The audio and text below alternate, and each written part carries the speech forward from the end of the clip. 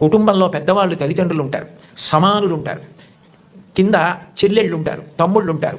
మీరు దాన్ని పెంచితే, ఆ గది గోడలు పెంచితే అదే సమాజం. మీరు సమాజంలోకి వచ్చారనుకోండి, మీకన్నా బాగా చదువుకునే వాళ్ళు ఉంటారు. మీకన్నా బాగా చదువుకునే వాళ్ళని చూసి మీరు అసూయ పడకూడదు. వీళ్ళు ఎంత కష్టపడితే నాకన్నా ఇన్ని మార్కులు సంపాదించగలిగారు, కాబట్టి నేను కూడా కష్టపడతాను, కష్టపడి వీళ్లతో సమాన స్థాయిని పొందుతానని వాళ్ళని గౌరవించడం నేర్చుకోండి. మీతో సమానంగా మార్కులు వచ్చేవాళ్ళు ఉంటారు, నాతో సమానుడు అనకండి. అఫీషియల్ లాంగ్వేజ్లో మై ఈక్వలెంట్ కౌంటర్ పార్ట్ అంటుంటారు. అలా ఉదాసీన భావం పొందకండి. నాతో సమానుడు అంటే నేను ఎంత కష్టపడితే నాకు ఈ మార్కులు వచ్చాయి, అతను కూడా అంత కష్టపడితే కదా వచ్చాయి.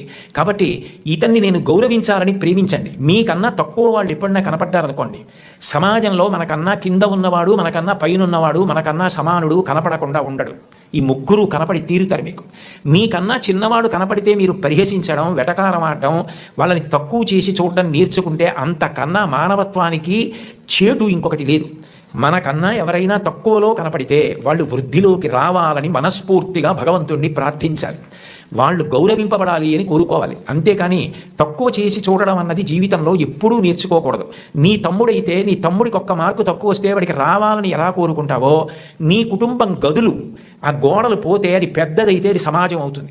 నువ్వు ఇంట్లో ఏం నేర్చుకున్నావో అదే రేపు సమాజంలో నువ్వు అమలు చేయగలుగుతావు. నీ